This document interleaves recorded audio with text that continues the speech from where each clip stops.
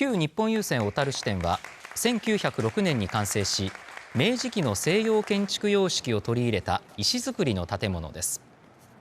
2018年から老朽化のため一般公開は取りやめ、外壁や内装の補修を行ったほか、耐震性も向上させたということです。昔の船会社らしい建物であることは間違いないので、